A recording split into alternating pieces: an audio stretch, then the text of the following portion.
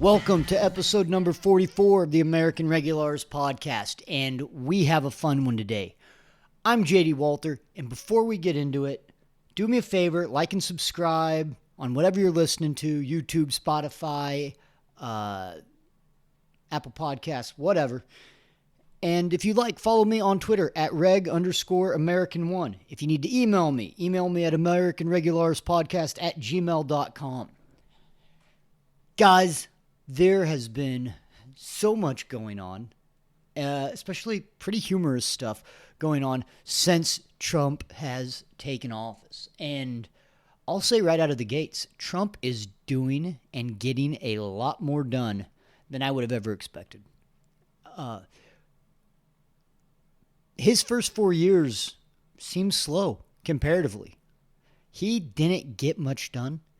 I think he was hesitant or perhaps wary or maybe took a little too much stock in some of the DC regulars that he had purported to hate or distrust. This time, there's no getting around it. Like, Trump is having the term his way. Just to start off, tariffs. Now, I think tariffs are a bad idea. They don't work. They will make stuff more expensive. If you could tell me that we're going to replace tariffs with the federal income tax, look, I'll bite. I could see that as a lesser of evils if it's ran the right way. However, I'm not sure that that's what's going on. Earlier this week, Trump had put tariffs on Canada, Mexico, China, and I believe it was a 25% tariff on all Mexican goods. And Trump has been singing the praises. He talks about how McKinley, who loved tariffs, how he was the greatest thing since smoked ham, right? He's been talking about tariffs are going to do this, tariffs are going to protect us, build American industry, yada, yada, yada. However, the day of or the day before these tariffs are supposed to take place, there was a month-long pause. Mexico came to the table and said, let's make a deal. And the deal was they're going to bring up to 10,000 troops to the Mexican-U.S. border to help fight fentanyl and other narcotics coming in, and I assume illegal migration. While Trump, his concession would be to pause the tariffs and to help try to limit U.S. arms going across the border to the cartel. Now, when the release from the Mexican president, the press release stated it, they were like, oh, we're happy to be working hand in hand and stuff. I say all this because I wonder, how much does Trump love tariffs? Or did he just recognize that, hey, all we've done, we've capitulated and kowtowed and given out freely everything for so long, and we're getting nothing for it. And obviously it's cliche, but Trump is nothing if he's not a businessman. He goes, let's leverage something. And so what is he going to do? He's like, all right, all our wallets are bigger. Let's hit them where it hurts. And they begin working with him, getting stuff done. Not only are his deportations, I think at the weekend, were like 8,000, 9,000. Now he's got 10,000 soldiers on the border, or will eventually, that he doesn't have to pay for or operate, that are supposed to be doing stuff. Now, how well do they work? I don't know. But it's not nothing. He's got something from that. Colombia was trying to play hardball with Trump on illegal immigrants. I think it was Colombia. And he threatens tariffs, and they go from telling him that they're not going to help or they're going to be against him to using the president's jet to deport people for him. So for all the bluster and all the fanfare that Trump's been giving tariffs, I still don't know. You know, he talked about making the External Revenue Service. He talked about how he was going to do this and that, and he loves these tariffs. I wonder if he really likes those tariffs that much, because if he really thought those were this economic miracle that he purports it to be, he wouldn't just give them up for something. But it seems to be he just said, look at all these chips I can play with. Look at this hand. And so for that, I mean, somewhat savvy. He's getting a fair amount done on that. Also, news from the Doge world, Department of Government Efficiency. The Democrats are livid because their cherished USAID or USAID, also known as the U.S. Agency for International Development, their beloved USAID that they didn't know about until this week, is getting the business by Elon Musk. Quite literally, they're going in, they're checking records. People are being told not to show up, don't give Elon Musk anything. And the amount of misspending that is going on is just ridiculous. And we know that. Rand Paul does the Festivus every year, and he just rattles on about all the dumb stuff that our tax-paying money goes towards. But here we are having a guy that's actually saying, look at this. Let's open these books. Let's be transparent. Let's shut down this stupid spending. And the Democrats are acting like we're pulling the plug on grandma. A minority, a big minority of the left had no clue what USAID was before this all went down. And right now, they're ready to go to the mattresses for it. And how can Elon Musk do it? You know, it's strange to see how quickly they will adopt something as sacred when, and I suppose the right does this too, to an extent, but how quickly they'll find something to be sacred when they're told that it is. It's so vital. You never knew about it, but it is the lifeblood of this. And look, USAID, USAID, I'll call it that, even though it's such a misnomer. It's one of those things where they name it that, so it sounds like you're giving aid. And look, Ron Paul said it best, as per usual.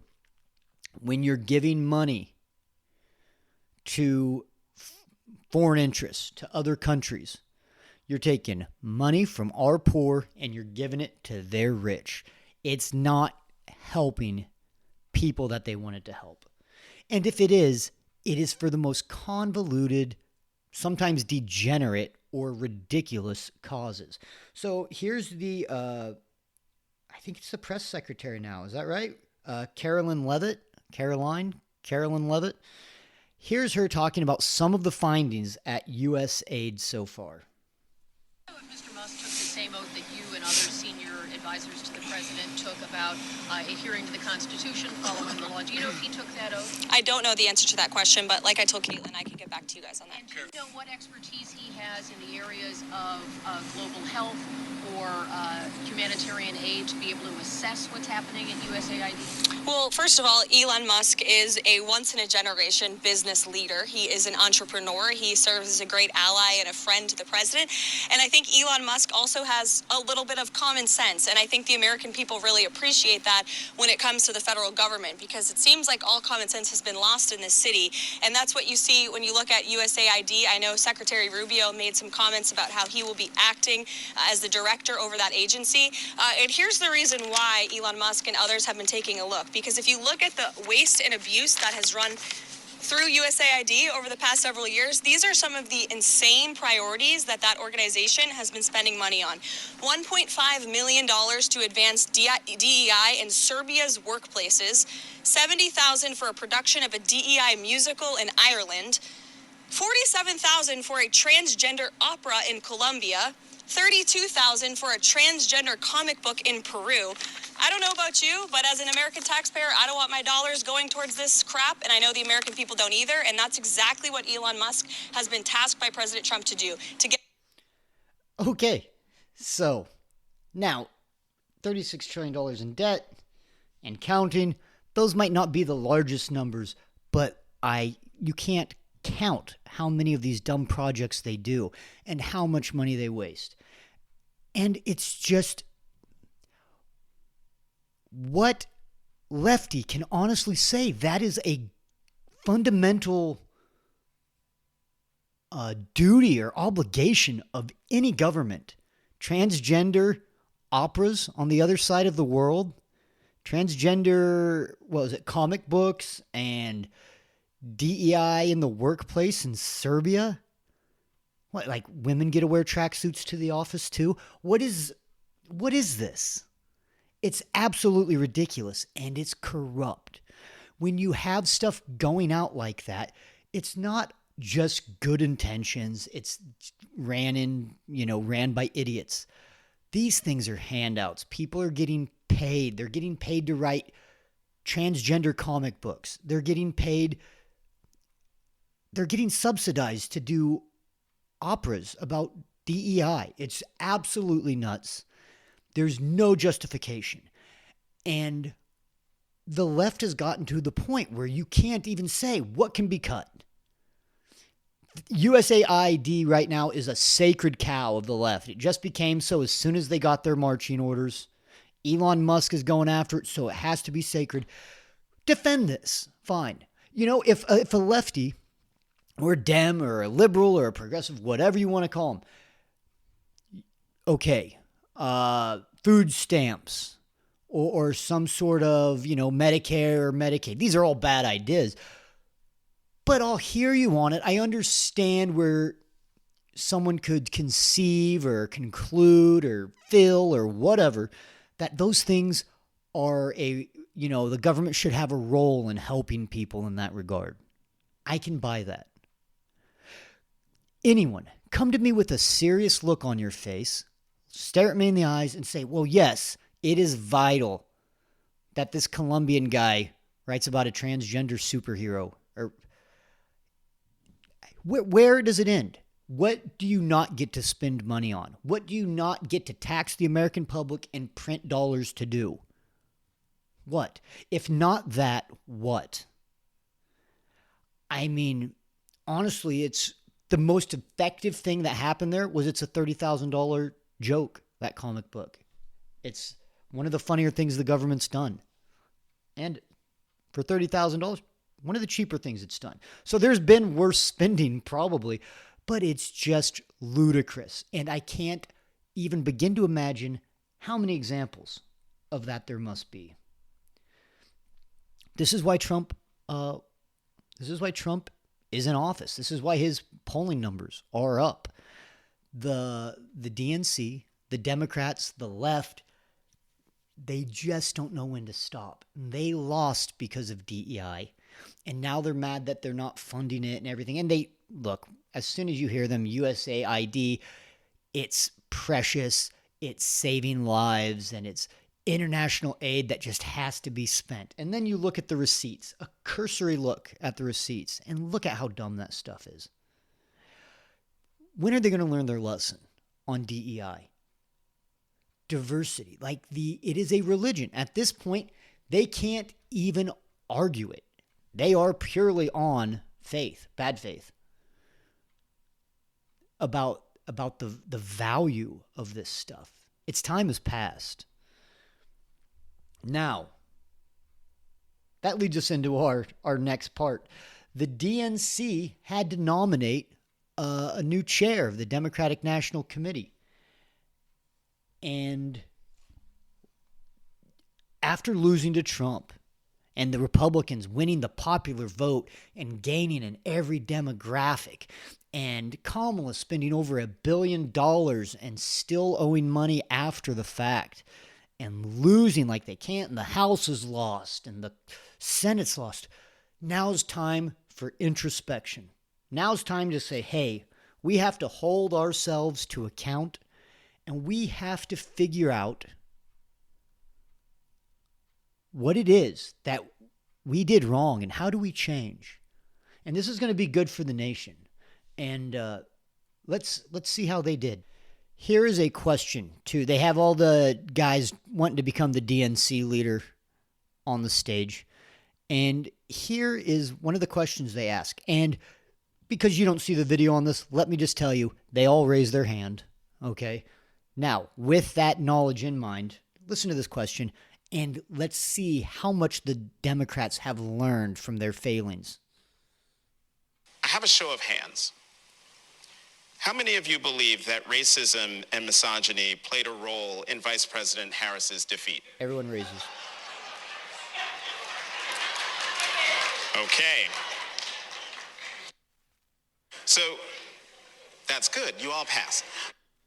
Okay, yeah, you passed. If you can't immediately blame our loss on racist, sexist, conservative white men, right?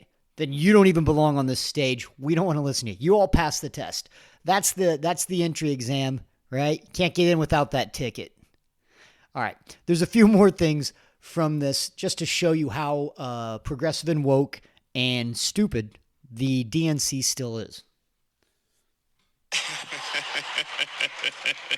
With the results of the previous elections, our elected officers at this point are currently 2 male and 2 female. In order to be gender balanced, we must add 1 male, 1 female, and 1 person of any gender. We shall overcome today. All right. So they have to have their quotas for, and he goes on to say that if someone's not male or female, then it doesn't count either way, but then you still have to balance it. He has his whole equation for it. So the Democrats take this honest look and they say, look, not diverse enough, not woke enough. We got to double down. And by the way, when I said this is a religion, that lady was singing hymns. Now, they didn't have anything to do with God. They were about the Democrats. But she's literally singing like spiritual songs up there. And when I say songs, that's not hyperbole. That's not the only time that happened. So, without further ado, ladies and gentlemen, the opening statement of Dr. Quintessa Hathaway. With the opening statements, each candidate will have 30 seconds, and we'll start with Dr. Quintessa Hathaway. Good evening, everyone. It is my desire to be the next DNC chair, and I just want to give you all a little bit of something that's been on my heart here over the last couple of days. You fight on, you fight on, you fight on, you fight on. When your government is doing you wrong, you fight on, oh, you fight on. Whoa, thank you, doctor. That's real. She was like, okay, what type of oratory skills am I going to need? Maybe I should practice my rhetoric. Should I quote a Roman statesman? Or should I harken back to the founding fathers and what they're... You know what? I think I'm going to whip out a little old song. Maybe get people to clap along next time. It is wild. What we're working with. She didn't win. Some guy named Kin did from Minnesota. I'm sure he's the most boring person I've ever heard of. And then the vice Democratic National Chair is David Hogg of Bad Gun Rights fame.